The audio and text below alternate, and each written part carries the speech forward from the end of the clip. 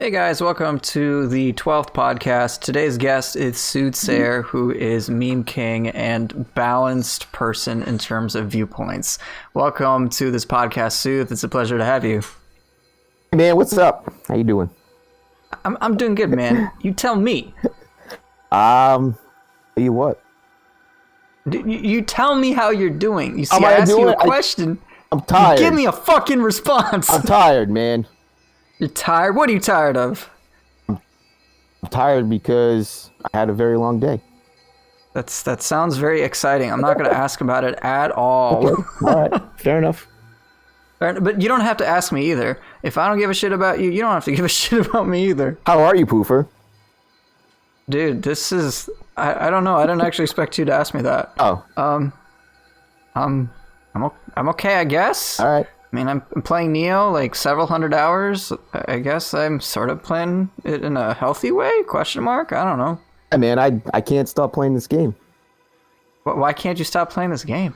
Because this game is fucking sick. This game is Sick? it's sick, man. Like this game has exceeded explain my expectations. But Just explain, man. I'm explaining and you're interrupting. Chill. Okay. Right? I'll shut the fuck up. Fuck up. This game is, exceeded my expectations in just about every way. Like I think we talked about this prior to the game dropping, and we said that the bar basically was that you just had to take the first game, just like give us more of that. Right? Like they didn't even need to change much. Like the bar was like right there. Just give us the first game, but different missions and different bosses and different enemies and stuff. Maybe some weapons, and that's all they had to do for it to be a great game. But Right. I think they've gone way beyond that. And they've given us some gameplay that is, well, it's still grounded in the first game. It's also very, very different. They've added a lot of things, and there's so many different bosses and enemies and weapons and tech and great things that it's like as you're playing through the game, just going first region to the last one, going through each mission. There's never that feeling of, oh, I just fought, eight of these guys, or here's that boss that is kind of like the other one, and I don't really care. Or here's that map that is kind of so. I don't get that feeling when I play this game. Those problems that the first game had, I mean, they didn't disqualify it from being an awesome game. As we know, like we both played the shit out of it. I was a bit late to the party. Like I didn't actually get Nioh until all the DLCs were out. So I was a bit late, but I definitely jumped in pretty hard. I kind of did too. So I came in pretty late. I think April 2018 is when I popped in or got it. I remember being hesitant about buying the game as well. But I was like, you know what? It's $50 for the complete edition for Nioh 1, and I'll just give it a shot because I guess it was, in my mind, it's like, all right, I guess a mix of Bloodborne and Ninja Gaiden. I don't know how it's going to be. And then I picked it up, and then I started playing. I'm like, holy shit, this game's a lot of fun, man. And yeah, but I came to it late. But even then, just the overall experience in Nioh was solid. And I think, as you're saying, with Nioh 2, the expectations that I had, the bar that I had set was already pretty low. I was like, you know what? All I want is just more of the shit that they did in Nioh 1. And like they literally could just have an extended map pack, Yeah. and I would be happy because the gameplay was that solid. I'm like, I hope they expand upon the existing weapons, and like they do that, give stuff more skills, and have new maps and stuff, and I'm like good to go. Yeah. I'm like, that's it. That's all I needed because that's how awesome the core experience was in Nioh 1. Yeah. But then Nioh 2 drops, and as you said, they went way beyond that. the hatchets, they added the switchglaive, they added split staff, and now most recently it's been the fists or the claws, whichever you want to call them. And like the crazy thing about it is that each of those weapons feels like a welcome addition, and on top of that, they don't conflict with existing weapons, and they're all like challenging and fun to use. They don't feel like blatantly overpowered. I mean, this is with the exception of a couple of things, but by and large, their identity. Crush your dragon dance. Shin crush your dragon dance. Yeah. Yeah. Shin crush your dragon dance, right?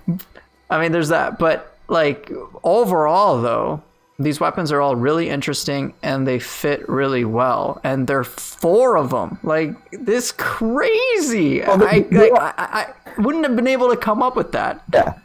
I mean, like, you know, anything that I had in my mind, like, they just did it better. Like, they all have their own, like kind of gimmick, right? Yeah. So the staff can, you know, some attacks can extend or do more than one hit. Actually, all of them can if you know, if the button is longer. Hatchets have like a play style where you can be doing damage to the enemy when you're close, but also when you create space. Like, you can always be doing damage to them, which is pretty fun. Right. What else is there? Switchglaive has, you know, the gimmick of the, it's 3-in-1. It's a 3-in-1 gimmick, which is, you know, I say gimmick, but I don't mean gimmick in like a bad way. I mean, it's a good gimmick. Yeah, I see what you mean, though. Yeah. They have their own twist. Okay, twist isn't a word with like people would think of something bad. Well, then let's just go with the word. They have their own unique identity. Identity. There you go. And I certainly would agree. You have the hatchets, which basically you can always be on the offensive if you know what you're doing with it. You can be close range, you can be far range. And even though, say, it shares some similarities with the Kusarigama in respect to its ability to hit certain targets farther away, the Kusarigama as a technical weapon is drastically different from how, say, one approaches the hatchets. Or Switchglaive, yes, it shares similar stance switching mechanics as Odachi, but when you play those two weapons, there's a massive fundamental difference. Yeah. Like, the Switchglaive is really good in flowing between the different stances to do all sorts of crazy shit, but it's like a fast-paced weapon, whereas the Odachi is really much just like this massive pressure machine, which is ridiculous, and it just shuts things down. And then you've got the Split Staff, which, sure, it shares an ability with the Spear. You've got, I think, Darting Cloud for Split Staff, which is analogous to Rainbow Ruse, but it's like they function very, very differently. Yeah. And then some people are drawing similarities between the tonfas and the fists. I'm like, they feel very different. Like, they're both really good pressure machines, but the way that they go about it, like, in some ways, tonfas are better than fists in that regard. Fists right now are the cool new toy that everyone wants to play with, and they are awesome. And in certain respects, they're really powerful, but they're unique. Yeah. And they're cool, and the game is better served for it. And for somebody and for a whole team to think of not 1, not 2, not 3, but 4 unique weapons, add them into the game in a way that feels appropriate is just insanely difficult. And this ideology, I think you would agree, extends to basically everything that they've done. Even things that they've imported from the first game have been made appropriate for Nioh 2. Oh. I think one of the best examples from DLC 1 was Nioh. Nioh in Nioh 1 was kind of just whatever, a big punching bag. You pop confusion on him, you hit his belly whenever it glows, and then the fight is basically over. But in Nioh 2, the way they've reworked quite a lot of his things makes him a significantly more engaging fight. It's just much more pleasant to work with, and it's just straight up better. Like, in every conceivable way. Yeah. Like, his burst attacks are pretty freaky, especially when he scales the waterfall and then just, like, dive bombs you. I was like, holy shit, man! Just came out of nowhere. And so all of a sudden, my expectations are subverted in an awesome way. Even with other bosses like Nobunaga, Nobunaga in this game is not nearly as much of a pushover as he was in the first game. The first game, like, well, they hyped up his presence, but he's just because underwhelming. Second game, like, yo, he's got these kick-ass attacks, and all of a sudden, I'm like having to actually pay attention. So that makes it really enjoyable. If you with Oda, if you get careless, like he's gonna fucking grab you, or he's gonna out you with his counters to the pressure that he has. And also, he's like, if you try to hit him, if you try to hit him when he's just like standing there and he hasn't just done a move, an attack, that's when that grab will come out. Like you gotta be careful with him. You can't just like rush straight up to him and start turning on his face. Well, I mean, you can in theory, but it's a lot more difficult, and it requires a player to be much more engaged. Like you got to be much smarter about it. It's not just, all right, hey, I'm gonna mash square and push these buttons and be on autopilot, and that's that. And so having more engagement for my enemies certainly makes for a better gameplay experience, and I'm happy about that. Even the way they've handled big bosses, I think all of them in this game are strictly better than they were in the first Nioh. I think most people dislike Giant Centipede. I mean, Giant Centipede is just like, I don't really want to deal with them. Or Umibozu, I don't really like Umibozu. It's kind of annoying. But in this game, let's see. Even the bosses that I complain the most about, like, let's see, Owl, even though I dislike Owl for various reasons, it's still a unique way to, like, there's a unique mechanic behind him. Like, yeah, sure, he flies when it's in the Dark Realm phase, but you have something to kind of deal with that. You can still shoot him in the air with soul cores, which, again, we haven't even really gotten into. But then you have that, like, orb that you dispel on the ground, that you beat that up, and then all of a sudden you can get a free grapple and punish the Owl, like, appropriately. Or even Gyuki, which I know I have complained about before. Like, it's still pretty interesting, all things considered, for a big boss. Yeah. And then, who else is left? Lady Osakabe, I actually think is a really well done big boss, personally. I think and there's pretty much a way to counterplay and deal with her, like, at all times. Like, you just gotta pay attention. Like, oh, hey, I think I'm gonna get off screen. I'm like, no, there's actually a tell for it. There's an audio cue, there's certain visual cues, there's certain ways you can manage the boss. So I'm like, you know what, this is actually a fight I'm okay with. Which, by the way, I have a guide for that I made. Yes, Sooth did get the Crusher, because he's a madman, and he does have a guide for it, because he did actually study Lady Osakabe. Because it's one of these fights that I feel like players overlook because it's not obvious how to deal with her the start. I mean, it's not obvious to me, but at first at all, like, it shouldn't be obvious to anybody. Or maybe you're just smarter than me. I don't know. That's very possible. But anyways, like, okay, let me start over here. So the thing that I learned from the first game was that oftentimes a boss might seem like bullshit. There was all kinds of bosses that I felt like had moves that were bullshit. Oh yeah, like, that's not dodgeable, or this is bullshit. Like, this isn't fair to me. But the problem was that I just didn't know. I hadn't learned how to deal with it. Okay. And that's since then I kind of give Team Ninja the benefit of the doubt that hey, maybe they actually put some thought into this boss design. So I'm gonna at least try to figure out how it could be fair for how it could actually be a fair fight and not just bullshit designed to kill you and tilt you because haha troll. Okay. So I guess let's then take an example boss. So one that I complain about pretty much all the time is Saito Toshimitsu. So, and I mean, maybe you can bring your ideas into that. Okay, so I have a certain criteria in my head. Sure. These are the things that I ponder when I'm alone. Yes, of course. So for me, like like a boss is a fair fight. It's not a bullshit fight.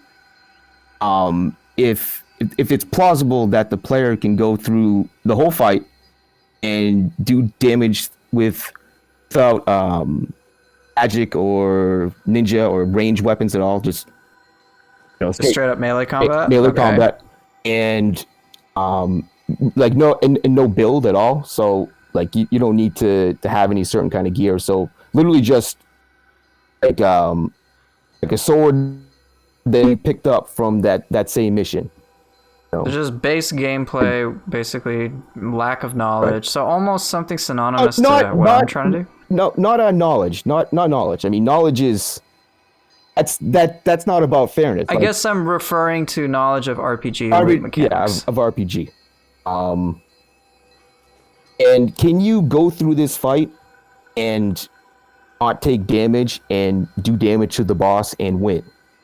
Also not lean on guarding, because I don't think guarding is good gameplay. Like sitting there blocking, like if your way to deal with an attack is to just sit there and hold the button, you hear it?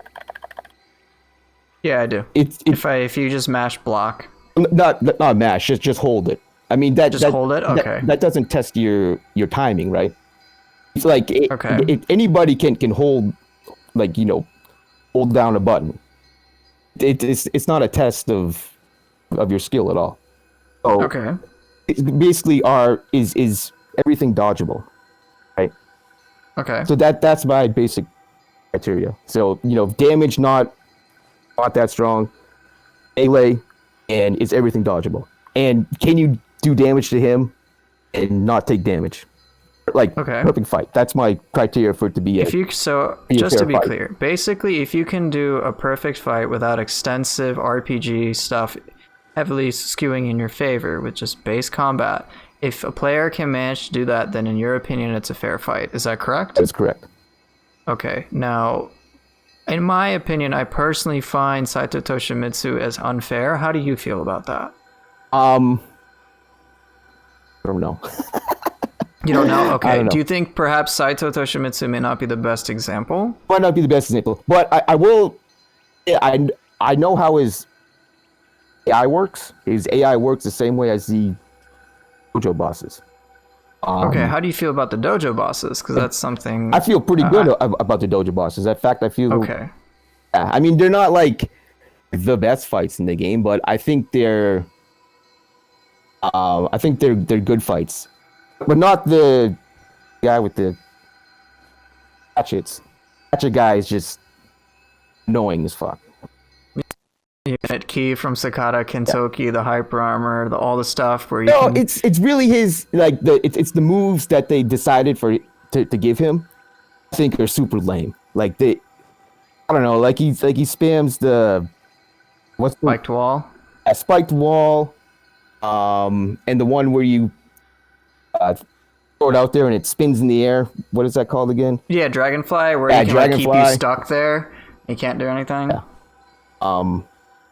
I think that so the dojos are actually cool fights, but they're different, which I think speaks to the strengths of this game, is that there are many kinds of different kinds of fights, and I don't think that's something people really talk about much. And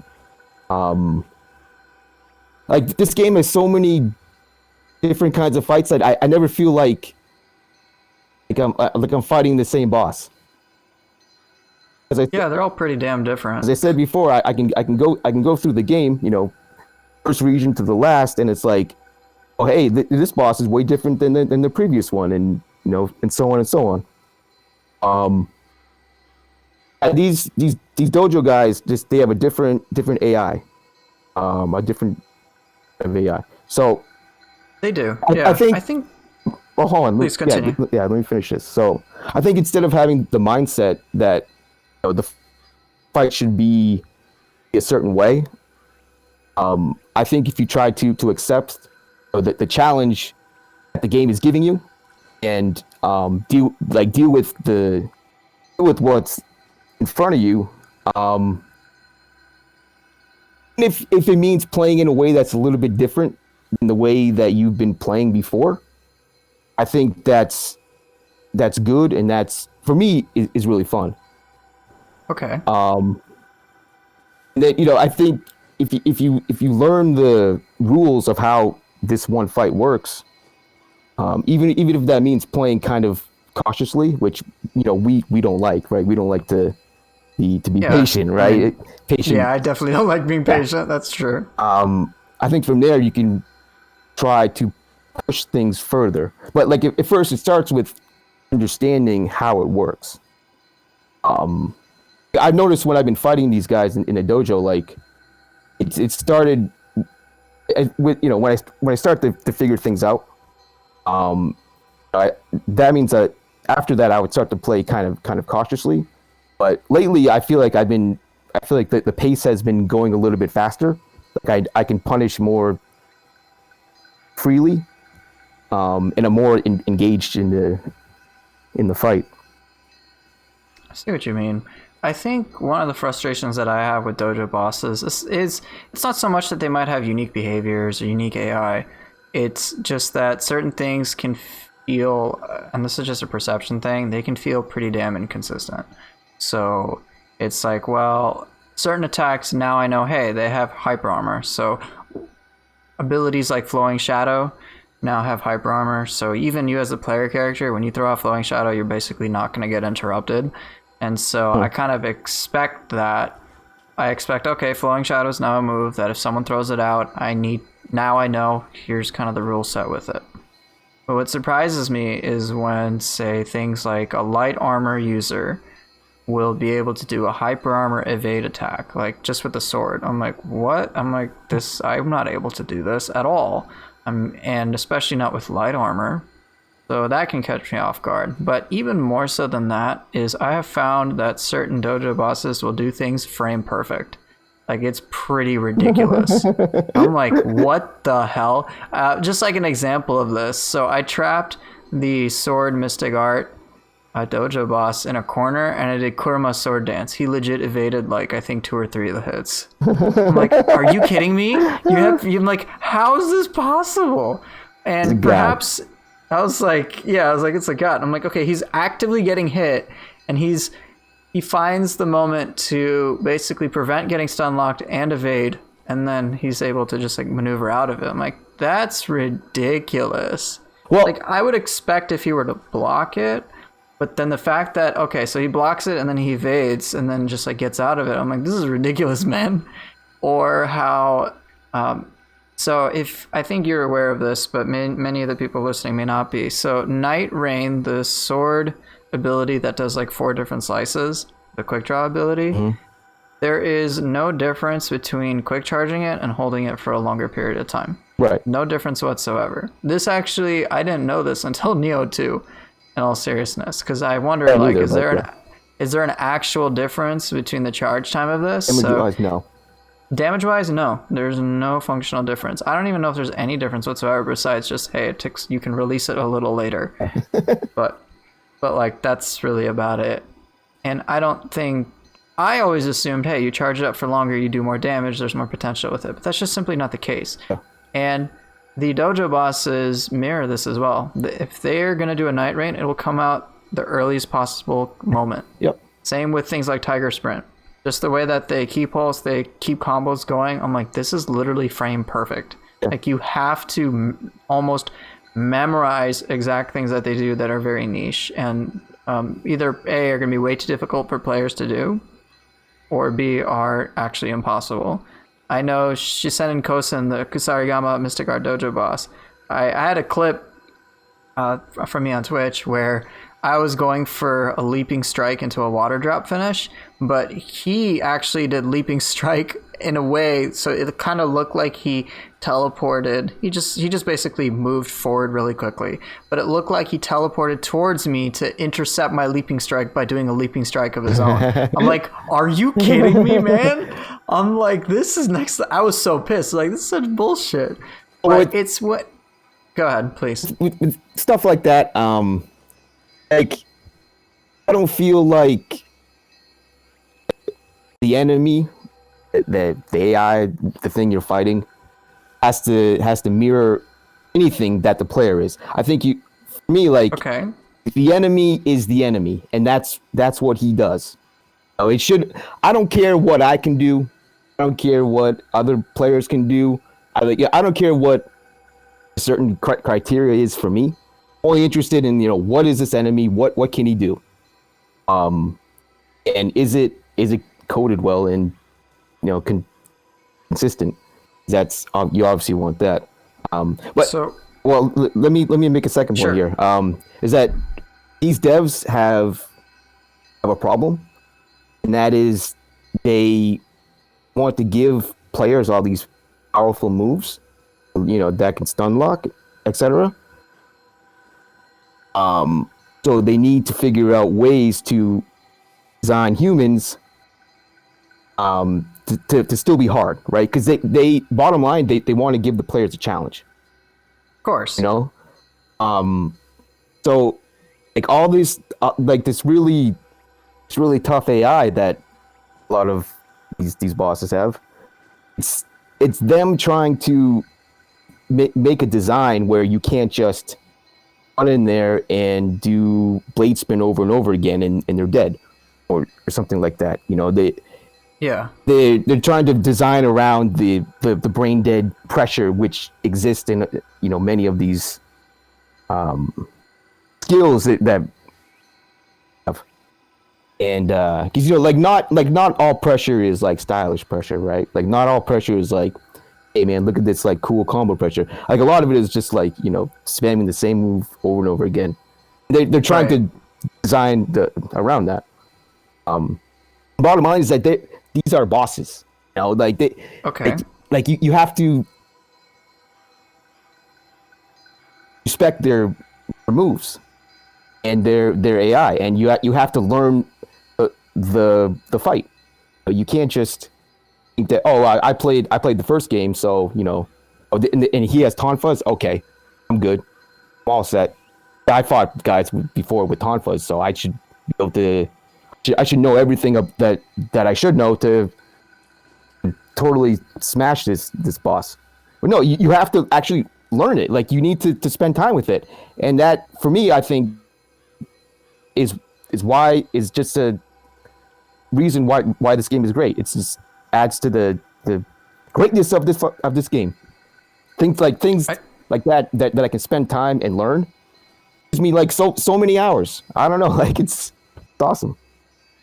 So I guess to kind of summarize what you're saying, basically because they are bosses, your feelings on the matter are that in a way they're exempt from the typical rules that are bound by the player because they're bosses. And so if they were, say, like a revenant, then sure, same level field, same playing field. But they're bosses, it's okay for them to get stuff that we might feel are unfair.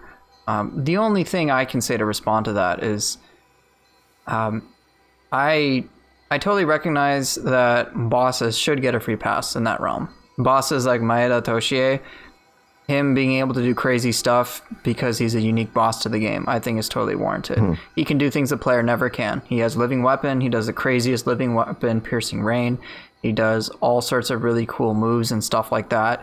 To the point I desire a lot of the stuff. I was really excited when I first got Triple Threat and Bracing Breeze. I'm like, whoa, I get to do this shit? This shit was awesome on him. Awesome. But what was cool was that he just had this unique move set. And so I like the complaints I have about Maeda Toshie are pretty much non-existent compared to dojo bosses. Now I know I'm probably just nitpicking at this point, but it seems that for you, if they're a boss, they do not have to play by the same rules, no matter what. Whereas I'm thinking, well, it's a dojo boss. I would assume it's a boss that once I learned how to beat this via some sort of mastery with my weapon, that I would effectively be worthy of unlocking the Mystic Arts or something. But that seems to be a little bit more of a complex sort of situation than just me saying I don't like the dojo bosses for X, Y, and Z reasons. Yeah, sure. Although I'll go even further and say that I don't think that the AI, any AI, whether it's boss or not, has to follow the same rules as the player. What all that matters is that the AI has rules that can be learned, and then Okay. you can learn how to deal within that framework. Like, Okay. I mean, there's always gonna like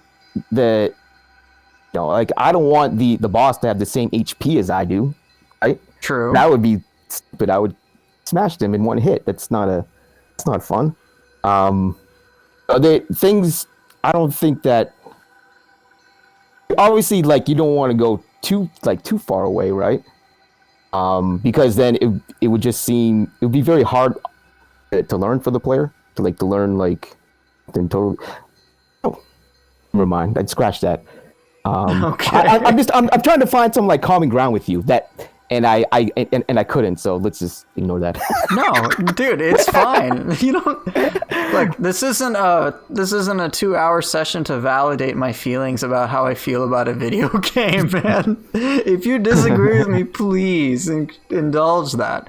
I like to have the meaningful discussion. That's why I invited you, man. It's simply how my brain works. Like that's just how I see things. Like I can't, if the game's challenge is something, if I can learn the game, then it's fair. It's fair to me. Like I don't know. I don't see it any other way. I can't see it any other way. It just I do see your perspective though. I think the thing with players such as myself is that I think we have some sort of expectations for how certain enemies are going to be. We think dojo boss, we immediately think of certain things. We associate it with how it was in the first Nioh. Now, dojo bosses in the first Nioh were overall just glorified revenants, which is not what I would want them to be. And now in Nioh 2, they certainly seem to be more what you're thinking of, where they have their own rules, their own moveset. And I think for a player such as myself, I find that, one, I'm still stuck in this idea of treating dojo bosses as what I guess closer to the way they were in the first Nioh. Yeah. Now, again, finding a middle ground for a player such as myself between, say, a glorified revenant and an actual boss is perhaps pretty difficult.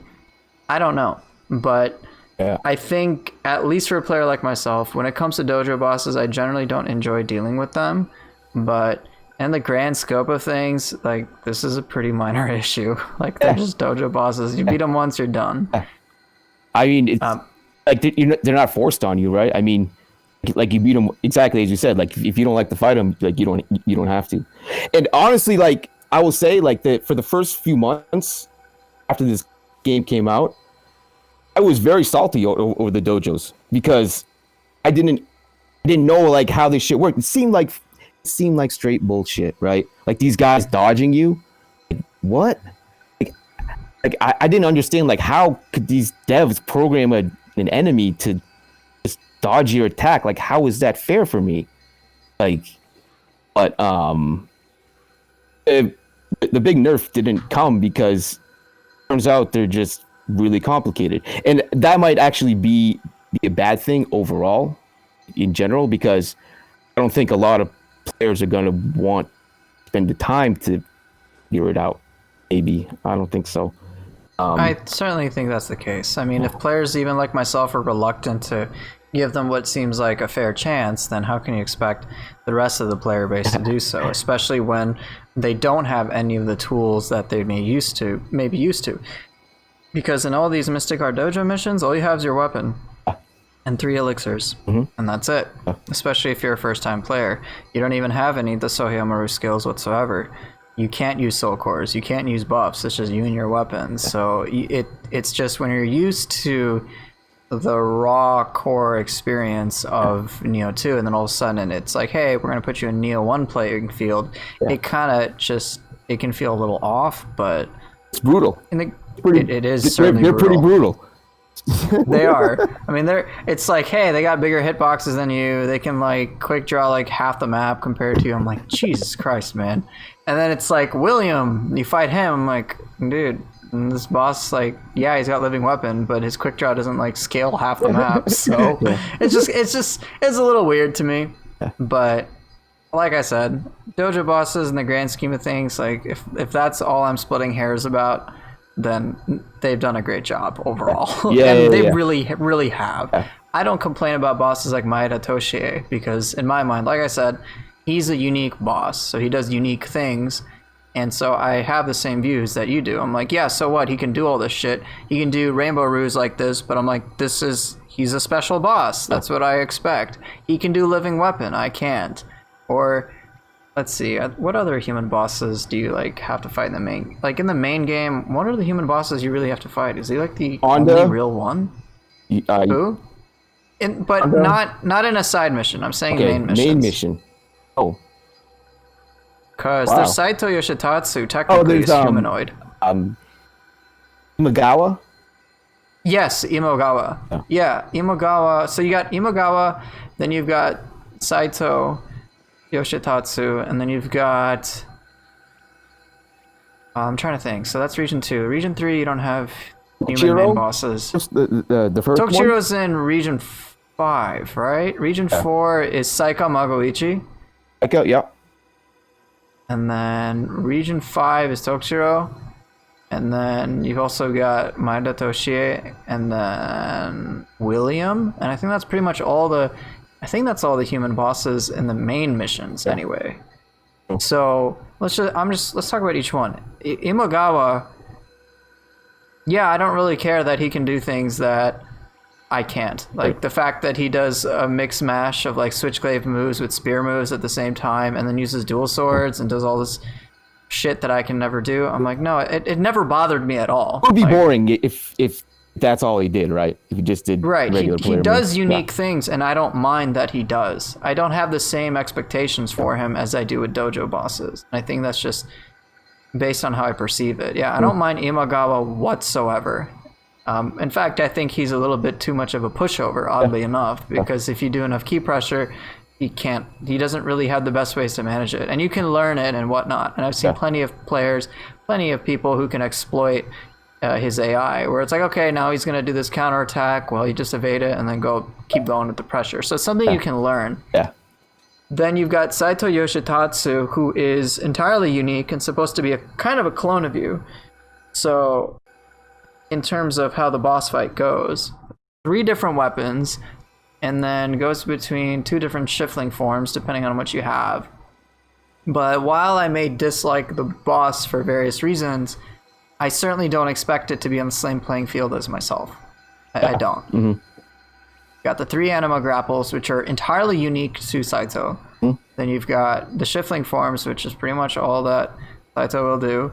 And yeah, just like 3 different weapons. In Phantom, he has a ranged move that is like lightning fast when he's in Phantom. You know how when he charges up, is Phantom? Oh, yeah. And then like in Phantom you can shoot those whatever spears or whatever they are. They come out so fast, man. Like what? Like man. They are, yeah. So, but I certainly don't have this expectation that it has to be like the stuff that I do whatsoever. So I guess that's Region 2 so far. And then So why can't you bring that same expectation to the dojo? That's a good question. I think for me, at least, when it comes to the dojo, I think just by the word dojo, I expect it to be more on a level playing field, perhaps, or more of a training thing, as opposed to really anything else. I never felt like the Mystic Art missions really trained me for anything. Like, I don't even think the dojo missions overall are too effective in really teaching me anything. It just kind of seems like I complete this so I unlock more things. Oh, you played a lot. I think a lot's an understatement. I think for a player who maybe hasn't played so much, they might see some of the skills stood out and they'd be like, "Oh wow, that skills looks pretty cool. Do I even have that? Let me check my skill list. Oh, I have that." You know, I feel like if they want to show off some moves, it's at least a good place, and show off what those moves can do. Like as far as closing gaps or doing key damage or any certain advantages that moves can have.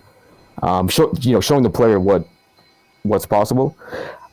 Could it be better? Yeah, the dojo bosses could do a better job of that, but they do all right.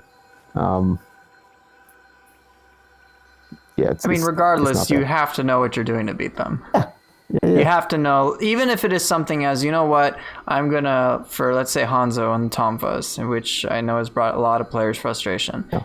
All right, so even with him, if you resort to the focus strike cheese, like, you still have to know that's a possibility, and you still have to somewhat... You still learn that. Yeah. You have to know that it works. So even though it's not the ideal way to train somebody, at least the player has to learn something. But that's, I guess, my frustration with the dojo missions. It's a far bigger issue than just their AI, but I don't nearly have the same number of complaints about normal bosses. Like I said, Saito Yoshitatsu, I don't expect it to be a level playing field. It's a main mission boss, and it's just that expectation for it to be unique is certainly there.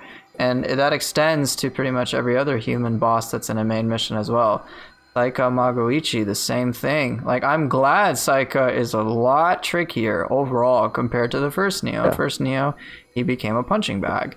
In this game, while I am a little irked by the fact that he can retain hyper armor in midair, even if you like hit him with anything like an axe, overall, I'm like, well, the fight's just better than it was in the first Nioh. Like, now now I don't have nearly as much issue with him, and in some respects I wish he was a little harder, but that could probably be rectified with other changes. But by and large, Saiko Magoichi is someone I can deal with because I've learned it. Yeah. And then who else? We've got... Sorry, what? It's like overall better move set than the first game. Like in the first game, the fight was basically he's gonna fly up in the air, and then he gets knocked down, and then you go for final blow, or maybe you go for a parry. He does his like charge up attack, and that's pretty much the fight. That is the fight, and you use shuriken, you knock him down. It just didn't matter. You use anything, knocked him down, and there's nothing you could do. In this, at least, actually, I think that's a point that I want to make about the boss design from the first game, and like how they've improved since then. Was that many enemies and bosses had that gimmick where like you hit them in one certain weak point, and then they lose all their ki, right? That was a pretty common theme. And that got kind of boring after a while, and in the second game, it really shows how they've really learned from that and improved from there. But anyways, yeah, even with yokai, I actually like how yokai are far more overall threatening and more engaging at the same time. It's not just breaks. Yeah, the horn breaks. Like, the horn breaks are like hilarious. Horn breaks and confusion, yokai literally would not be able to do anything whatsoever. And you could reapply confusion if you had another element. And it's just like, well, this enemy became useless. Like, what are they supposed to do? So now with horn breaks, as you just mentioned, yes, you do get a big advantage, but it's not just an I win button right away. Exactly. And you were gonna say? Who's the guys, ogres, I call them? Like in the first... or whatever. So in the first game, like, the fight was basically, they're really spastic, right? They don't have, like pretty much any downtime at all, but you're just moving all around. So you got to find the spot to crack their horn, in which they fall down for final blow, and you win. Now, in the second game, even though like they started off kind of slow, like they were very slow, didn't really do that much. I've noticed in Wise they're much faster, and we're talking about the Yoki. Yoki. Yeah, dude, they're terrifying on Wise, and I like that. They have downtime, which in the first game they didn't have much of it. So it's all about cracking that horn. You didn't really like get to go to toe with them as much, even though it was possible. It wasn't always the funnest thing, because I felt like it was, I dodge one combo, then I can poke once, maybe twice. I dodge one combo, I could poke once, maybe twice. or now I can feel like I can actually do some different combos on them on their downtime, and it's cool.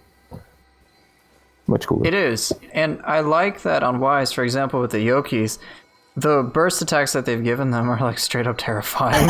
Like the axe one, it's like it's you know, if you don't, it's okay. So for those of you who don't know, so one of the things with the axe is now, I think one of the extended bursts was they're probably going to taper off.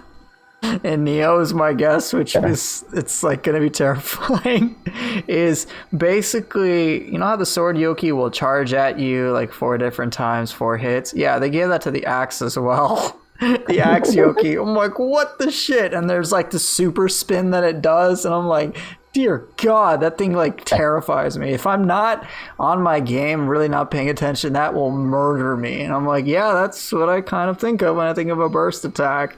And if they treat it the same way they did with Magara's like 7-hit flurry thing, dude, Yoki's are gonna be scary as shit. But it's enthralling by and large because it keeps me on my toes in a fun way. And it's like, whoa, look at this massive enemy doing something really cool and really interesting. And it also gives you I like the change. Something cool to learn, right? You can learn how to do what's the fist parry that everyone's using?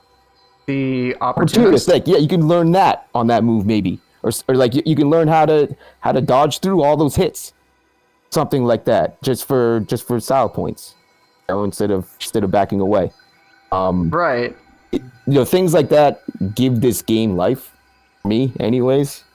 You know, because there's always, that's why like I always come back to this game.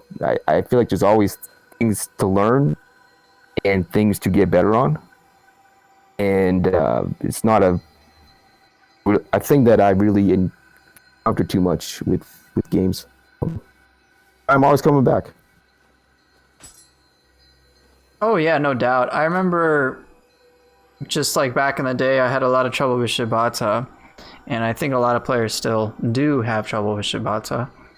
And the thing is, they gave him a nerf, and I think they actually gave him too much of a nerf. Yeah, it's true. Like his grapple, I'm like, unless I'm just standing there, I pretty much never get grabbed. I'm like, no, I think that should be made a little bit more difficult, require some more precision, because right now I don't even have to like pay that much attention, and I'll avoid it. So I'm like, okay, that's kind of whatever. But I like how his design from the get-go really does reward knowledge. The more you learn about him, the more adept you will be with him. There's a very clear cause and effect there. And to demonstrate this, I think I showed footage of this in Combo Mad 9, where I use the Switchglaive ability Thin Air, basically like its quick draw ability, to break his horn while he's charging at me.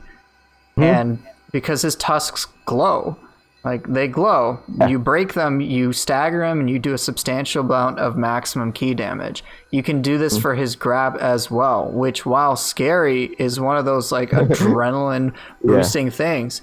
It's like, all right, he's going for the grab. Let me do an attack that has good like forward sort of range, whether it's like the sword's true and through, or hell, if I'm feeling risky, like I've done sort of meditation on it to be hilarious. Like you can do that. It worked? Yes, it worked. I think I did take damage, but I broke his horn because I didn't time it perfectly. But yeah, or you can use the Kusarigama to like throw your sickle right at him, or you can use hatchets, like just throw your hatchets right at him. Like there's many different options to deal with it. Is it hard? Yes, but is it doable? Absolutely. And so I think the game has to see it as a strong attack. Maybe I think it has to be in the system as a strong attack to break its horns. I've done Demon Thrust on it and it worked. I've done Heaven Flash and it's worked. Basically anything can pretty much break it. I don't think it has to be a melee attack though. It can't be like a soul attacks. Like I've done a lot of light attacks. Well, like there's some skills that are in the system as strong attacks. Oh, like, I see. Well, I'm not too certain about that. They'll count as a strong attack. I think the bells. the bells in that level, how you can only ring it with a. Do you think attacks that fulfill that criteria, basically? I'm not totally sure, but I think they could be linked. Perhaps. I think that may have what they were showing you with the bells. Strong attack is good. Then you transfer that to the boss. Just a theory. I don't know. I can't say for sure. But I think regardless, the fact that there is counterplay built into these boss fights, it's a high bar. Like, you can't just throw it out willy-nilly. You've got to take a risk. Like, the fact that it's encouraged is awesome. I remember, I think it was Damnation 7 who introduced me to the Shibata, like, the counterplay. I remember he did, like, Devastating Rush with the Odachi, and I was like, dude, are you a fucking madman? He's like, yeah, it's really risky, but once you can pull it off, it works. And I was like, holy shit, yeah, you weren't kidding. So, just seeing that was pretty awesome. Or even, let's see, what's another enemy that has similar things with counterplay? Let's take one that players find annoying. Azai Nagamasa. So he has the wing, which players, of course, dislike, but it's very exploitable. If you do like a strong key damaging sort of attack, you will just obliterate his ki. So I see him pop that wing. I'll do something like... Is it break? Is it doing break on him because he's blocking? No? I don't know. I think it might... I think whatever high break stuff you have works, but I'm not sure. I think I've done stuff like... Let's see... like Groundquake maybe, or... I don't know. Just whatever super high key damage attack that I have, especially if it's one strong hit...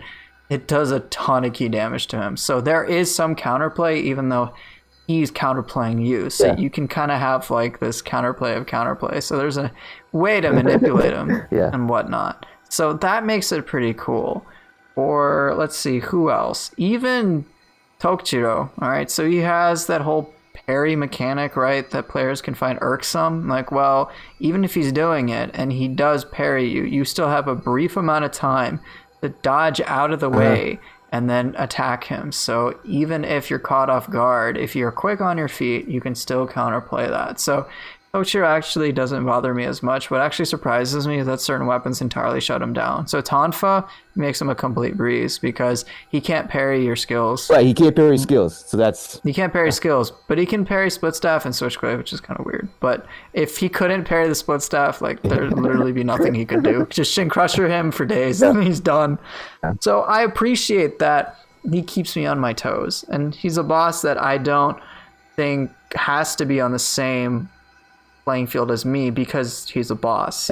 And so I agree with you upon that. Even William, I would say is one of the more interesting enemies to me, perhaps because I perceive a degree of fairness, but there's a lot of shit he does that is borderline unfair. But he got a lot of shit. He does a lot of like, what, man, come on. You're like, dude, really? Okay, man. Flash attacks are a little bit like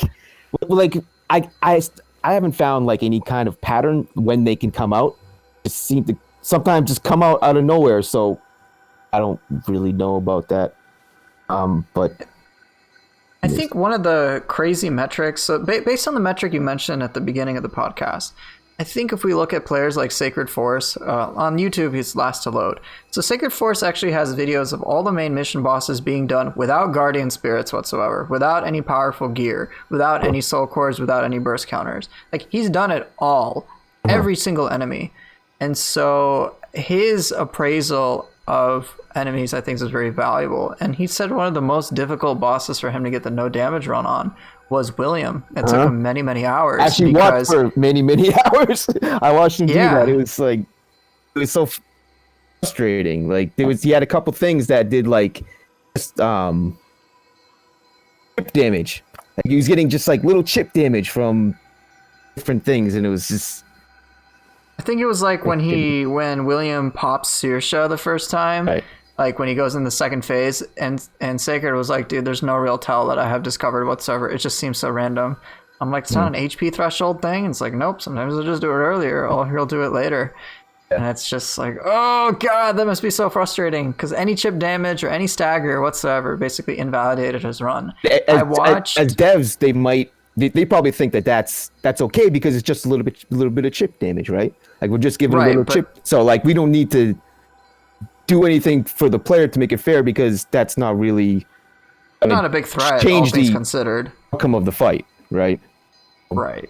I mean, it really doesn't, all things considered, but for somebody going for perfection, obviously any little blip will, but by and large, for players, it's irrelevant. And it was strange that I remember I was having difficulty with Otake when I was doing my level 1 run, and I remember Sacred just offered a tip, and he's like, just try to get behind Otake it makes it so much easier. I'm like, oh yeah, it does. Behind the forehead. Yeah, just get him behind him and try to get behind him, and then you'll have enough time to respond, because you'll know, okay, is he going to backdash away, or is he going to do an attack? And Otake has plenty of tells for what he's going to do.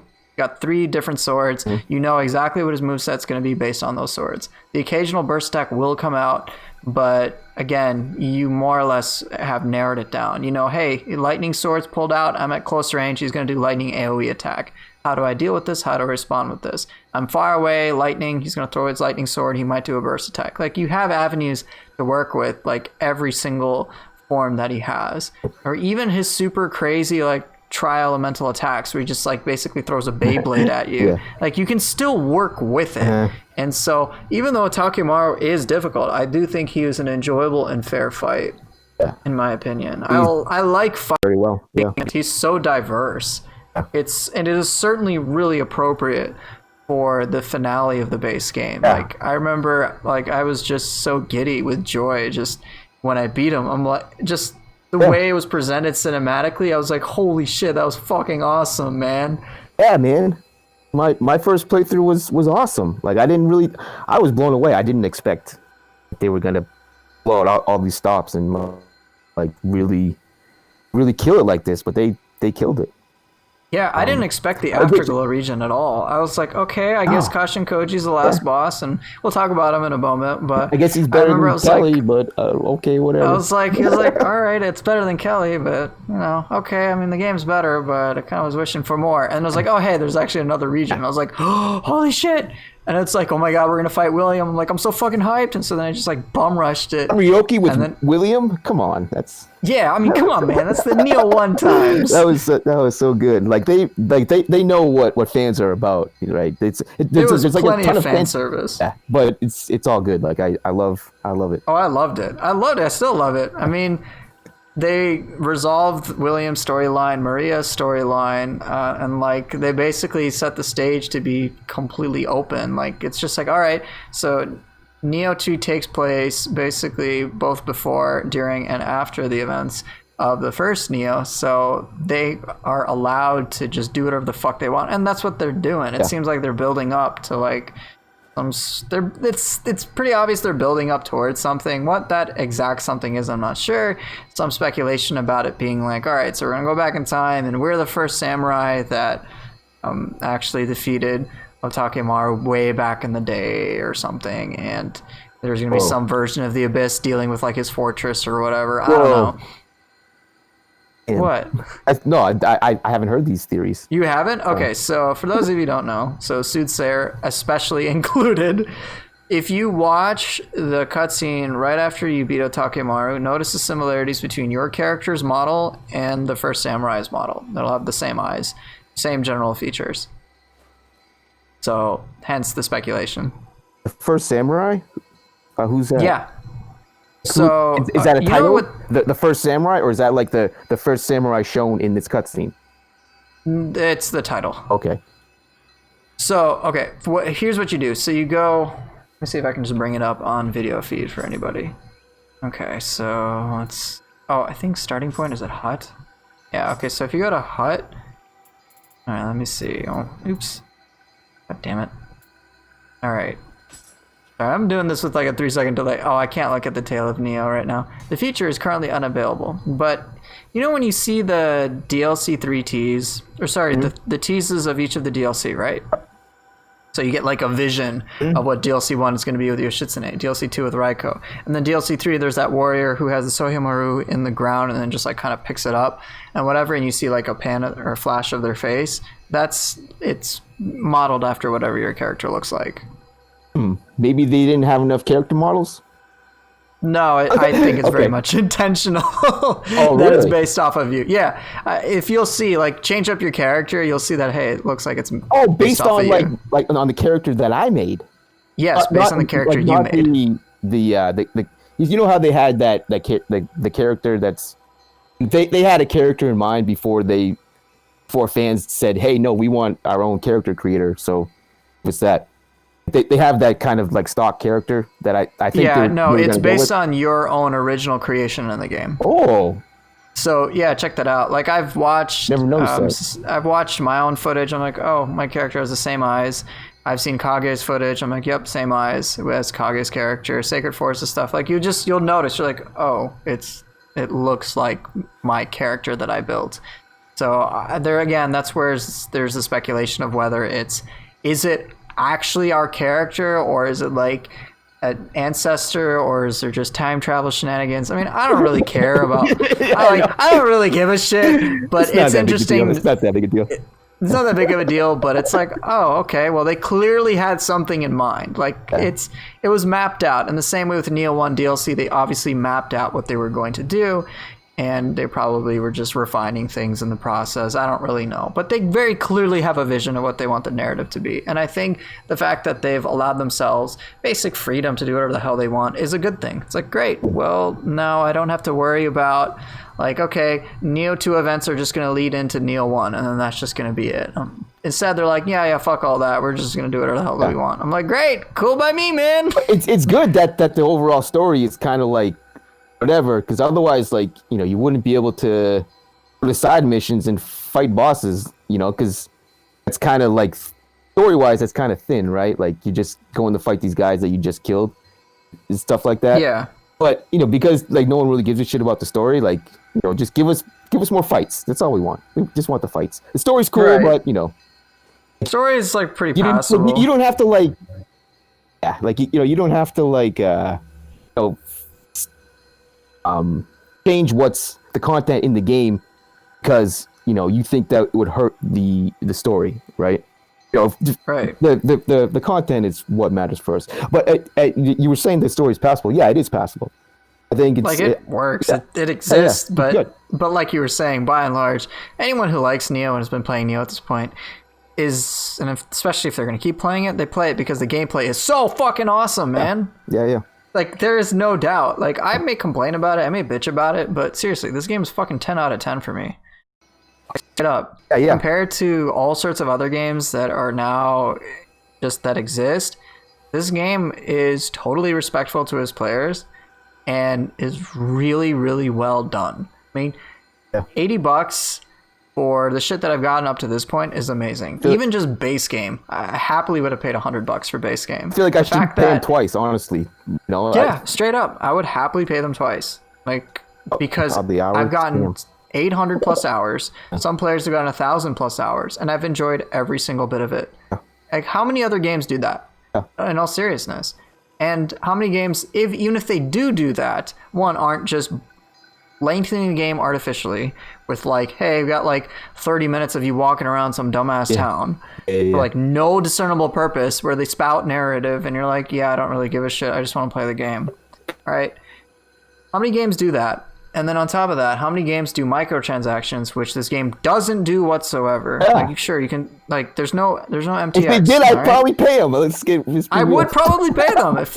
I think we were joking about it on Discord. It's like if we had like a $15 pack so we could equip a third weapon, Aroc would buy 500 copies of that and just distribute that to everybody. True. I mean, I wouldn't complain. I'm like, yeah, sure, I'll take a third weapon slot. Or if they had like a cosmetic package upgrade, whatever. Like, I don't even care. I'm like, this game, as core experience, is so good. Like, There's I so would much in want it. a. There's so much in it, man. There's so much in it. I'm Different like, look, kinds even of if they enemies. have. Different kinds of enemies, like different bosses. Like Oh yeah. I think I said this at the start. Like I never feel like I'm just, I just fought this guy, or you know, like I don't have that feeling with this game. Like it's fresh. Yeah. I mean, we played Nioh 1 so much, and we feel like a fresh experience with Nioh 2. Yeah. Like, it's just better, straight up. You can tell like how much they've learned from the first game. They've learned quite a lot. you know, even if they did, like, I know this third DLC is going to be the final one, but if they did like a season pass for a season 2 pass, I'm like, I'd fucking buy it in a heartbeat. Absolutely no doubt. I'm like, look, I don't care what you have to pull out of your ass, just more of this game in any way, shape, or form. I will happily pay for it. I will pay full price. I will pre-order it. I will not pre-order it from any other game company except this one, because of how well this game has just how awesome this game is, man. These guys must work like insane hours. Like they must be super tired, you know. I've heard you know, devs out there in Japan are often worked pretty hard.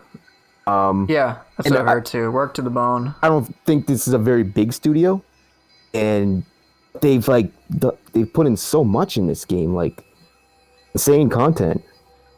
Which you know how we always kind of like laugh because there's like you always have to patch things later, right? Like stuff comes out and oh, by the way, it breaks this, or this is clearly glitched, but no one saw it.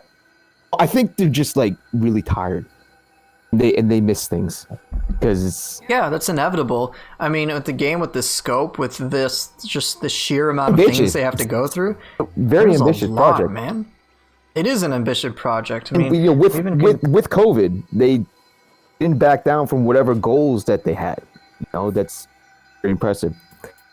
Oh yeah, I'm gonna bring up the learn skills tree to just show how many different dimensions they have to keep track of. So I'm not gonna go through each of these weapons, but 11 different weapons, so that's a lot already to work with, to make them all unique, to make all of them feel good overall. And I'm pretty confident that all these weapons are gonna have pretty much filled out skill trees because players have overwhelmingly requested more skills. Yeah. So that's the one thing that they're probably gonna do with DLC 3 is a skill dump. Because otherwise, I don't see the reason why certain weapons have things assigned in certain spots. It's like, well, this looks like they're going to add a lot more. All right, so they've got plenty to work on there, and I'm sure it's going to come out in DLC 3. But 11 weapons aside, they added Sohei samurai skills, which are awesome. Straight up, both of them are great. Like, it's a whole new dimension. Like, hey, you can assign this to any weapon, any stance. Like, that's really cool. Yeah. And they're fun to use. You've got the entirety of all the yokai mechanics, which is the biggest difference between Nioh and Nioh 2. Like, it's ridiculous how much player creativity has been inspired by this whole dimension animation of gameplay. Cancels. They programmed in easy animation cancels for the player. Like it's built in. That's awesome, and like they give you access to 6 soul cores at once. Like they could have easily like just given us 2, and like, you know, after we changed guardians, like there was a cooldown for when we could use the ones on that guardian. But no, like you could switch and use all 6 of them at once. Yeah, like you can use 6 different ones, 2 different guardian spirits, which perform different functions depending if that's, you know, however you want to do it. And it's insane, like the amount of power that's provided to the player, and not just from a damage perspective, but just from an overall sense of power. It's really damn high, and it's like exciting. Like the amount of player expression I've seen, especially with the most recent combo mat with the new soul cores. I'm like, dude, man, this looks fucking great. Like, holy shit, it was awesome. They keep adding them. They're like, there's so many different soul cores to play with, but yet you only play with 3. I only play with 1. That's the difference. It's all about that Ippon, man. Yeah. I get bored using the same one, so I'm always switching it up. And I think I've mentioned this before, but this is more to save my own ass. I'm trying to phase out Ippon in favor of Aberrant Soldier because I like the fact that it cancels stuff. Oh, okay. Gozuki, yeah. I remember I was using Gozuki and I was like, yeah, not my thing. But it was buffed, right? Like he got buffed from early on. Because I think so. Key damage I don't know, man. The key damage is off the fucking charts. I'm like, there isn't anything close to his key damage. No, there really isn't. But there are quite a lot of things, quite a lot of soul cores that just have a really cool, unique identity. I do hope, again, in the long term, certain things get buffed and rebalanced, but that's kind of aside from the issue. Overall, soul cores are fucking awesome. and you can find a great use for, I think, almost every single one. No matter how janky it may seem, or how weird it may seem, or how underwhelming it seems. Like, no, I've seen players find unique uses. So Gaki gets written off most of the time, but Zelod uses it very frequently for his life regeneration character. OP core. It's low-key, like, insanely strong. Great. It's good, and that's the thing. Having all these soul cores that feel powerful and feel unique is great. Like, I'm even fine with Otake-Maru overall. I think it should be a really powerful core because it's from the freaking final boss of the main game. Like, yeah, it should be super powerful. My only contention with it is just balance-wise. Like, the fact that players can spam it and act freely is, in my opinion, an issue. So I've said that why not boost its damage, because it is the final boss's main core. Like, that is the final boss. So boost its damage, but have an animation lock similar to the Kuroka. Like, the Kuroka is weaker and, you know, shoots out fire, but you have to, like, you're stuck in an animation while you're letting the fire out. So mirror the boss of Takemaru, and so that you are channeling this ability, you're going to take reduced damage, but it's, like, really fucking powerful. And so I thought it would help thematically. I don't know if that's a change they'll ever make, but you know, but again, I'm nitpicking at this point. Oh, definitely, and that's fine. You know, we it's kind of what we do, right? When we play this game so much. Like I'm overall, I'm fine with, like, having a few some access to, like, easier mode. You know, Okay. I think that's okay. Like, if they want to give, you know, tools to players that can make the game just a little bit easier. I like, it's hard to, like, you know, contrast between like total easy mode and, you know, a player, like, helps you know, a tool that can change a player from being totally salty over a game and one who's thinks that it's fun, right? Right. I see what you mean. I'm actually in favor of tools like Sloth. I don't use them per se. I don't use tools like Sloth or Quick Change, but I think they're great additions to the game. I think, we don't want players to have miserable experiences. Challenging and fun is the goal. Ideally, be challenging, fun, and fair, and that's really difficult to do. But, overall, the experience is challenging. It's been overall really fun. Like, I mean, just fun, period. It's not overall. It's just amazingly fun for me.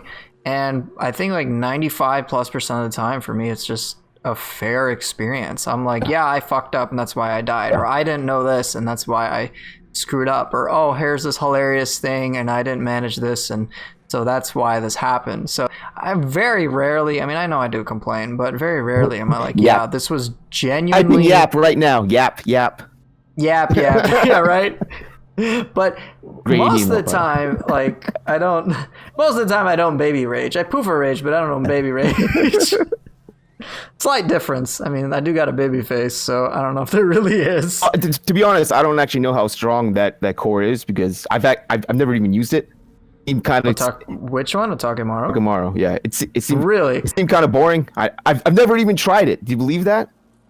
That's ridiculous. I should try it. I'll try it. Yeah, let me try it. Here's, I've said this, like, I don't know, every other podcast because for whatever reason I have this big stick against Otake-Maru. I don't know. But try this. So Calamity's Pulse, use Otake-Maru and Dragon Dance, and you can melt Yatsuno Kami in like 30 seconds.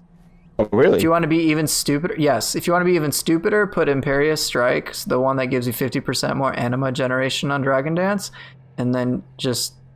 that's all you need to do. And then what'll happen, if you have an element on, if you have purity or corruption on your split staff, even better. Oh my god. But the thing is, what happens is that, so you'll generate a ton of anima, right? Just by Dragon Dance naturally, and then it'll generate even more anima, 50% more. Then you throw out Otake-Maru, and then you go back to Dragon Dancing while Otake-Maru is, the Sanmyo Storm is going on. And then because Confusion gets procced, you get even more anima back, and then you can just back and forth spam Otake-Maru. There was a point where I nonstop had Otake-Maru going because my anima would just over and over and over and over again. So I just kept refreshing it. And Yatsuno Kami can't do anything when he's confused. And once he's out of key, and he's confused. He's just dead. So I was just like, okay, well, he can't do anything, so that wasn't really a fight. Other enemies that are resistant to elements, it's a little trickier, but Yatsukami's not so lucky. Things like that, I think, are okay to leave in a game because it creates moments where you can think back on and be like, oh man, that was pretty funny, right? Or, I think as devs, they might know that, they might be aware of that, that, these kind of stupid moments are actually something that players like, and their experiences that kind of stay with them. So I'm cool with that. I think that's a good thing. Players having that kind of.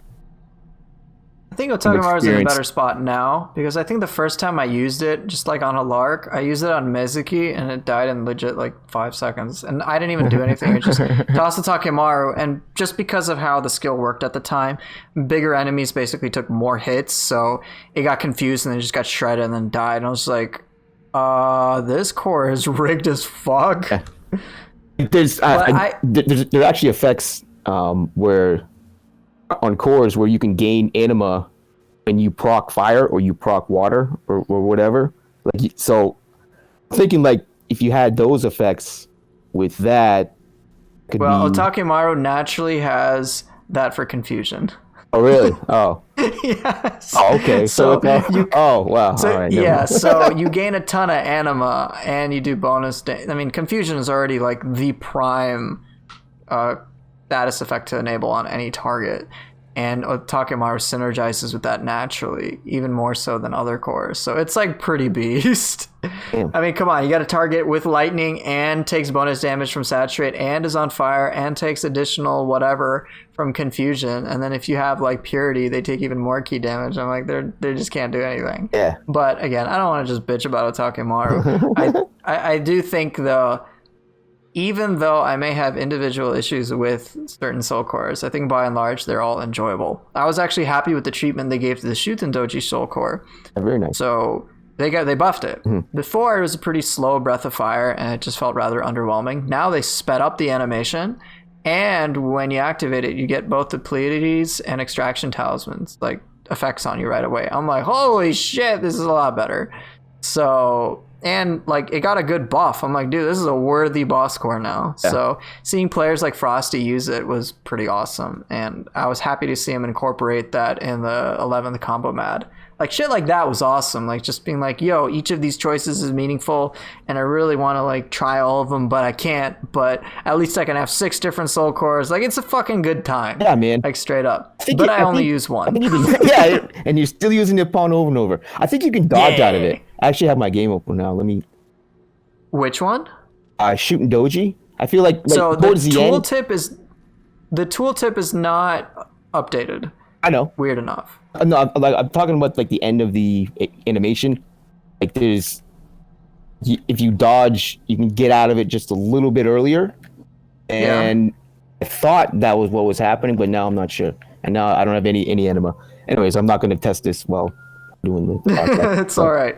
But it's cool that they modify, like you were saying, other soul cores with that animation cancel property in mind. I mean, by default, the game now has built-in animation cancels. Yeah. You can burst counter pretty much whenever you want, yeah. And you can have amazing secondary uses for them. Like we saw with your footage in the combo mad, like you use the burst counter to help the brute burst counter to set things up. Yeah. And I was like, that's really cool. Yeah. Like, all right, you did takedown 3, and then you followed up with a burst counter, then did an Azuna drop, and then severing spin. I was like, that's pretty cool. That's ingenious. After takedown, I would be stuck there for a little bit, and I can't move. But with the brute, I'm slapping people, sooner than ever. Yeah, and it was really cool. Or even with the Phantom, like I've used it to save my own ass. Just like, all right, I'm gonna get whacked here, but I kind of can't do anything right now. Let me do the Phantom block. And sure, it isn't ideal, but it works. Or a lot of players prefer the Feral Dodge, which is a nice, like, will save you from literally anything. So it's pretty sick. Yeah. I was definitely not sure about these things at first. Like oh man, I wasn't either. As a purist, like that's if you commit to an attack, you should fucking commit. If you get hit, it's your fault. Fuck you. But I don't right? know. Pretty much. No, but I was the same way. I was reluctant about all this stuff. I was worried Is that this cheap, they right? would. Is this cheap or not? I don't know. That's what I thought. I'm like, yeah. oh, it's just going to take away from it. And now that I've really taken the time to appreciate Nioh 2, I'm like, no, man, I can't go back to Nioh 1, man. Like, I've gone back to Nioh 1. I'm like, I'm missing so much fun shit.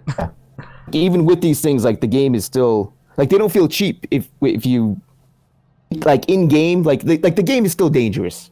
Right? Yes, the game can still it is. mess you up. So it's all good. It straight up is. Like, I think I've said this a few times before, but I think cores like Magatsu Warrior are like really well designed because there's a real power factor to it, but it embodies the idea of high risk, high reward. Like, you can go for the 9 anima version, and if you fuck up, like, you are very vulnerable. I have died from like whiffing it many times. It's like, oh, the target decided to dodge just a little after or whatever before I could effectively sunlock them, and now I'm dead because they got a grab on me. I'm like, but it was my fault because I committed to it. Yeah.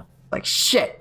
But like stuff like that was awesome. Or Nurikabe, which has like 3 different tiers, or Wheel Monk or Waira that have that you can control how long they last. Right. Like, it's cool. Any cores where you have some kind of control over it, I love that shit. Like I love using those cores.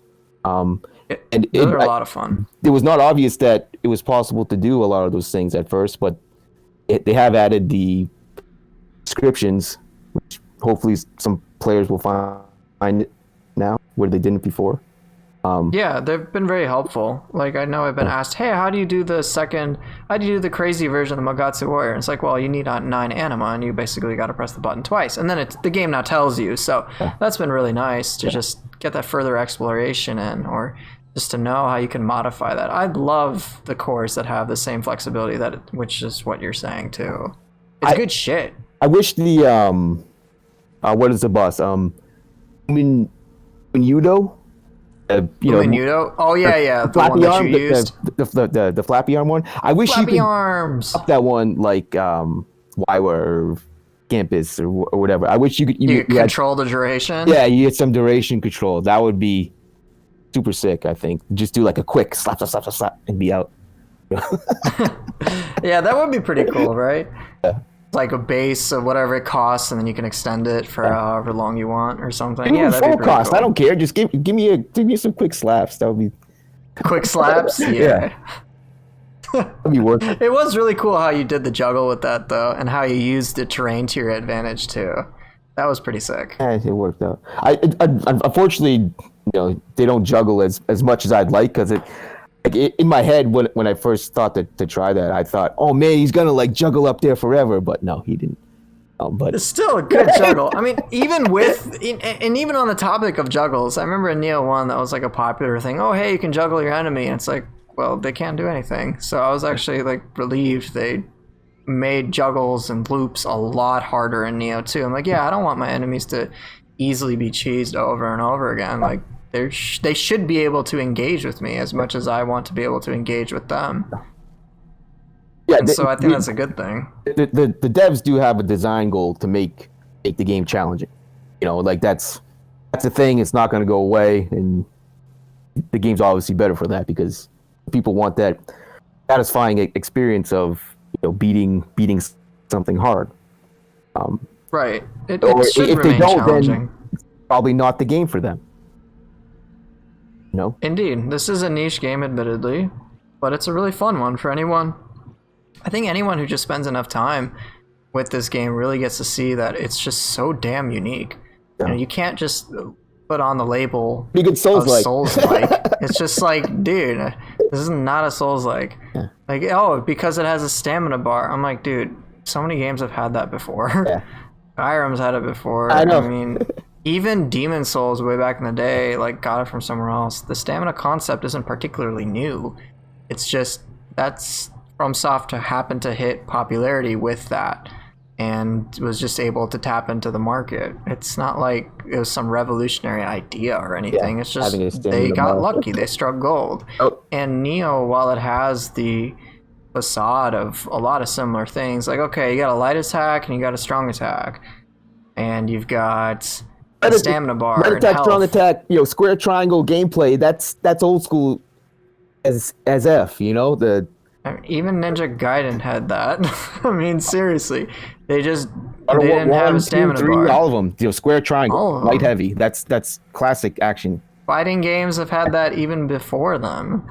Like, that's just how, those are the limitations of controllers. So, they're trying to think of a way to work with it. But Nioh is just a fundamentally unique experience. It just straight up is. And it's better for it, man. I mean, there were some elements that became popular with the Saw franchise that they wanted to bring in. Like the shrine system seems like a thing that's kind of what they did. Although checkpoints, no, they didn't create the checkpoint system. Let's be real. I mean, checkpoints are kind of a dated thing, right? Yeah. And so, I mean, they have player control checkpoints and whatnot, which I think is fine. And yeah, they pulled. You can see. Let's just for the sake of argument, let's just talk about what are things that, let's just say, are ripped off from Souls. All right, what are the most Souls-like elements of this game? Okay, I think one thing that they wanted to take from Souls was to have cool world and do a world building kind of thing. Obviously fall way short of Bloodborne and FromSoft because they're obvious masters of that.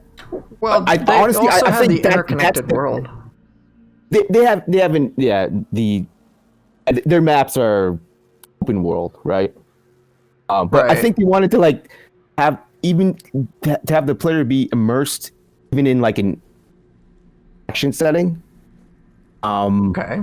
I think that is probably the biggest thing that influenced them from Souls. Other than that, what are you gonna say? Melee combat, is that influenced by Souls? No, the combat's way different.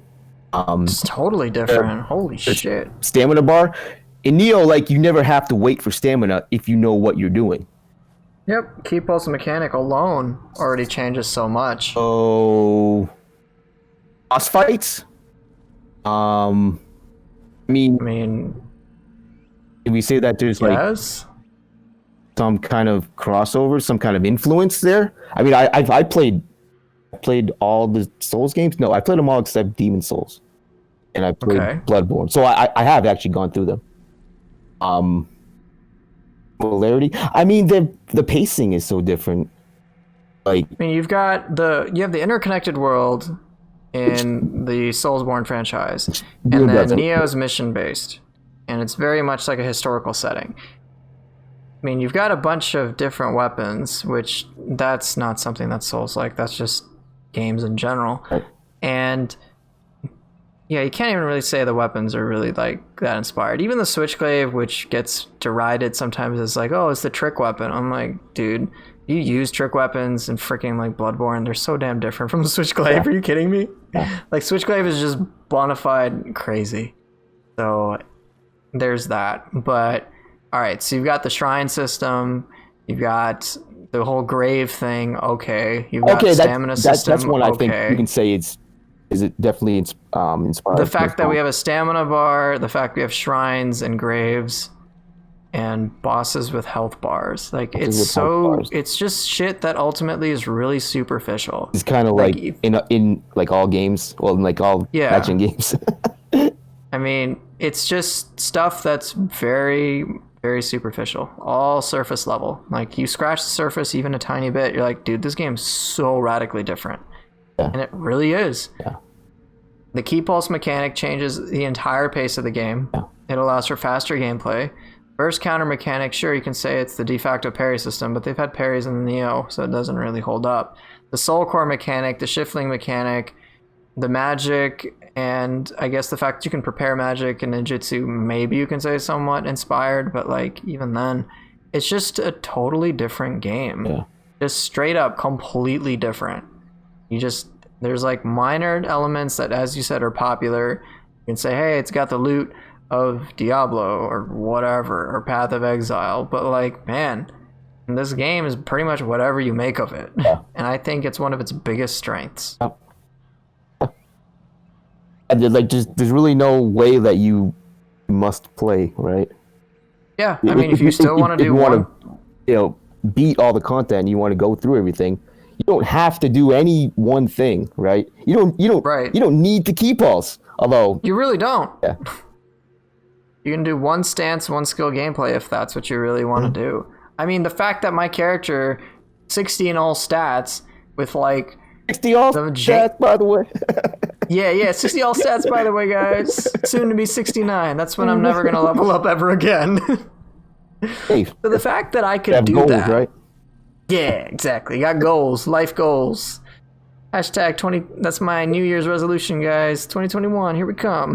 Go for it. But the fact that I can do that, play all the weapons, and clear all the content with using pretty much minimal magic and ninjutsu. I mean, you played. I mean, you can't really compare that to like somebody new. It's not the same No, thing. I'm not saying Not the that same at all. thing. I'm saying the fact that it's possible and the fact that it's actually pretty damn doable. And that, Okay, and this is a that's way fair. that players That's are fair. not going to play, right? That's fair. I'm playing in a way that's damn subpar, all things considered. That's fair. Right? The fact that I can do that and have fun engagement and clear content reasonably is pretty awesome. Yeah. So, obviously, if a player built in a more intelligent way, they'd have a significantly easier time than I'm having. And the fact that I'm only really starting to encounter difficulties around like +3, +4 stone level is a testament to just how flexible this game can be. I mean, if I wanted to, I could change my gear up so I could boost damage in a way that suits me, or I can allocate my stats that give me some of the new things that Wise has afforded. Like I could go for ultimate heart or whatever. I could equip some crazy sets and really advance my power level. And, that would be awesome. But I haven't really felt the need to do that. Like you said, you don't really have to do anything. You don't have to do anything. As long as what you're doing can get you by that boss fight, then I guess it's good enough, and you have fun, then that's great. That's what it's all about in the end. Oh, yeah, no doubt.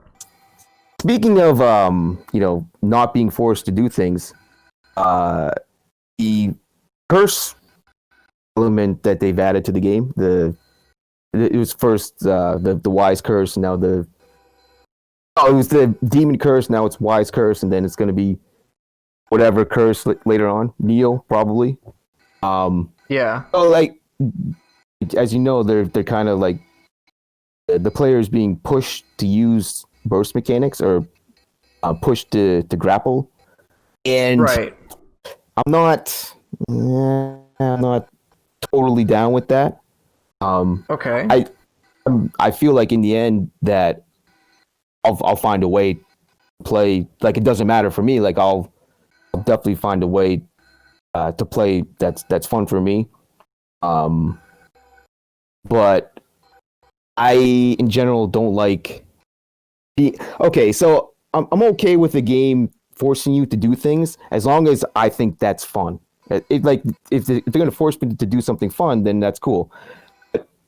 The burst counters a lot of times just feel for free. Like even though they've gotten more challenging, a lot of times it's like, okay, like here's an attack that the boss has that's tough to dodge, but if I burst counter it, I can my eyes could close and I could burst counter it. Like I can see the burst counter coming. Check my phone and still burst counter it. Like it's not like I don't get that satisfaction of like there was a risk and now I'm gaining something from that risk, or or not because I screwed up. Okay. So if they're gonna push players to use things, I would like them to be satisfying for me. I'm sure there are many players that love to hit those easy bursts, and maybe those bursts don't seem so easy to them because they haven't played the game for 750 hours. Well, right. I see what you mean. I know that at least on the easier difficulties, a lot of bursts felt, as you said, pretty free. But I found them fairly appropriate for the easier difficulties because they're the easier difficulties. But I imagine as we continue to progress into, especially into Nioh, They've gotten better. Yep. yeah, like they're kind of let off. Like for example, I think one of the biggest. I hope so. I think they will. Yeah. Like it's been. Spicy I mean, the spiciest burst counters possible. Yeah, I mean, think about this. I think you had said this on one of my streams or in your own streams. Magara 7-hit flurry attack. All right. It used to be you could shut it down as soon as it popped up, right? And now it's an attack.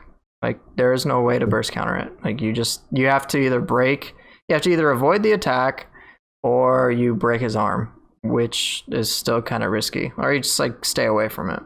But yeah, it's no longer an attack you can just shut down with a burst counter. I actually thought that was like a little extreme. I was like, whoa. Oh, man. I'm like, dude, like I thought like I'm fine with I'm fine with the treatment that it has now, but I just thought for the majority of the player base that like what about like the last hit? Could they burst counter that instead? And I guess the game devs did think of that, but they're just like, yeah, fuck that. We're just gonna make it hard now. And so I was like, holy shit, okay.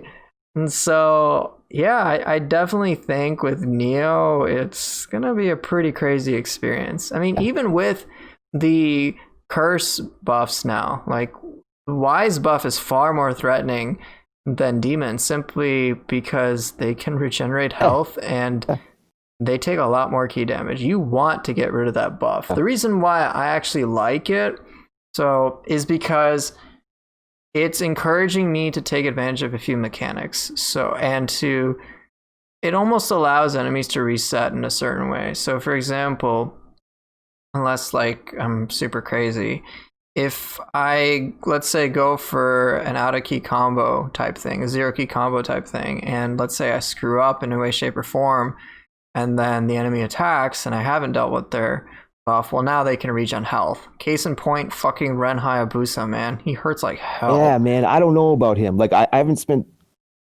much time fighting him. Like, I'm not to that point yet in Wise, but yeah, he seems like he's pretty tuned up. I don't know. Anyway, he is. I actually, but believe it or not, now we're actually on like the different sides of the argument. I've actually seen footage, and I share this for YouTubers, of somebody pretty much mastering his AI and finding a way to exploit it right away. And he used the sword, and it was like a really controlled fight. And I was like, what the hell? Someone already figured it out. Like he's got paid. It always seems like bullshit, and then you figure it out, and it's like, oh, okay. And I noticed that he applied the same principles to pretty much other human opponents too, and it was the same thing. Like, let me just tell you some of the moves this guy's able to pull off. So he does Sword of Discernment, he's able to do kick, he's able to do Kurama's sword dance, he's able to do a quick draw, he's able to do a severing spin. I was like, what the hell? I would never go for a severing spin as a part of a combo pressure play, but I'm like, yeah, this guy like slowed the pace of the fight down, clearly controlled it on and had terms the entire time, and I'm like, damn, okay. So yeah, it's definitely worth checking out. Players are figuring it out, and just a side note to anybody who is watching this podcast, which you probably shouldn't be, or you may have noticed, for whatever reason, my video is spazzing the fuck out, sir. I'm going to reset my console yet again, so my apologies. But anyway, yeah, so should I be able to see your video? No, you can't see my video right now. Just making sure. It's just because I put it on YouTube. I have some video feed. Yeah, you don't have like a blank screen. Right. So yeah, I don't want to just have a blank screen, but I was just having like weird texture pops-ins, and my PS4 itself is okay. I think it's my poor little laptop is doing the best it can, and I guess it's dying. Right, little laptop. Lenovo IdeaPad. It's getting weird, man. 300. It's gonna be weird, okay. Bro. Don't worry. Good. Oh yeah. Someday I'll get a better PC. This officially became... Anyway, we're talking about video game characters. But yeah, people have figured out Ren's AI already. And I think this player actually had experience from dealing with other opponents. But it's interesting to see that how they figured it out. Anytime I've dealt with Ren, it's just been like hell. But even yesterday, when I was working with Ren on stream, I did notice just like a couple of patterns, started to pick up on a couple of things, because I noticed, okay, I'm basically baiting him to do a flying swallow so that I could punish right after. Okay, I think he's going to do this then. Okay, I'm noticing right after this he's doing this. So there is some consistency. It's just because of how fast he is and because of how... Like, he's so fast and he has such a high threat level. His melee is so fast. Like, it's Ninja Gaiden speed. Like, he's doing Ninja Gaiden moves like the whole time because that's where he's from. So it's just terrifying. Like, if you screw up, you lose your key. Well, guess what? Izuna dropped and you're dead. I'm like, that's what happens in Ninja Gaiden games. You never want that to happen. So it's a difficult fight and it can feel like bullshit, but it's one of those strange occurrences where I'm like, well, he's literally lifted from Ninja Gaiden. I kind of expect him to play on that level as opposed to our level. But oddly enough, someone's figured out how to work with him, and you can still use soul cores in a way that feels really powerful. I mean, we saw in the Combo Mad, players like Painkiller Breast were able to deal with them effectively. Like, it was pretty sick. Just straight up. Yeah, there was some pretty good clips in there. Yeah, they really were. So I do think it's going to be a matter of us trying to keep an open mind and trying to just continue to learn and just not necessarily feel like things have to retain specific identity. Just allow the game to be what it is. Isn't that what I said at the start? Hey, man, I'm glad I taught you something. Thank you. Welcome to this podcast where Pooper Llama learns something new. Yes. This is going to learn ABC. Yeah, ABCs. Hashtag Pooper Kid. But yeah, I still am pretty reluctant on the dojo bosses, but grand scheme of things, like I said, it's just ultimately nitpicking, and you know, I like don't have to fight them if I don't want to. They're not like absolutely necessary, especially once you beat them the first time. Everything else is like, well, I just get extra shit that I don't really need. I mean, my character is sitting on 154 skill points. Benda, man, you're killing me. I don't like. It's like screen clutter. Yeah, it's screen clutter, but it's pretty numbers, man. Yeah, it makes me feel like a big boy. So. I mean, I think Frosty's the same way. He's like, dude, just spend them. Like, I don't really feel like it. I don't want the extra damage. Put them on. And then I complain. And then you complain about like the grapple not having enough damage. No, in my head, I'm doing it for you. You're doing it for me. Grapple sometimes doesn't have that payoff that you think it would. You know, like, but it's like, yo, get the grapple damage then. But no, I want to complain, man. Yeah. It's kind of like what I was saying before with Ren. Like, my mind is definitely still open that it's a fair fight, because like these devs have kind of earned that for me. Like, there were things in the first game that felt just total bullshit, but then with time they proved not to be. So yeah, my mind's always going to be open in that sense. Although never mind. Okay, I won't go there. Never mind. You know, I don't want to go there. Because I'm actually not. You don't want to go there? Okay, well, I'm actually not sure about that, so I'm not even going to talk about it. Well, just for the sake of stupidity, I'm going to take a look. I'm looking right now at my sword skill tree, and I've got 12 sword skill points. See if hypothetically could I get all the passives. I'm not actually going to get them, but I'm saying could I. All right. So I've got 1, 2, 3, 4, 5, 6, 7, 8, 9, 10, 11, 12. Okay, so I'm missing, if I need 2 more locks, then I can get all the major passives. So I could skip out, let's see, what would I skip out on? Let's see, I could finish up grapple damage. I could get another 5% grapple damage for the sword. I can get, that's actually pretty big. 12% bonus damage if I'm at full health. Oh, against enemies with full health. So the first hit could do 12% more damage. And then I can boost my thrust damage by 6%. Wow, man. That's awesome. Yeah. See, numbers that people care about. I'm literally falling asleep here when you're going through this. You know what? This is an ASMR thing now, okay? Welcome to ASMR streams. There's grapple. But I also got 25 samurai skill points, man. I could optimize my ranged weapon attack. Yeah. That's kind of a meme. Even my OBS captures freak. I don't know why it's freaking the fuck out. I guess I'm never gonna be able to stream. So Basar is pretty damn happy about that. Oh, he loves you, man. Don't even. He loves me. He does love says you. He does it. Okay. No, he comes in to shit talk you because he loves you. Oh, okay. If he didn't love you, he wouldn't even bother. That sounds like a lovely abusive relationship.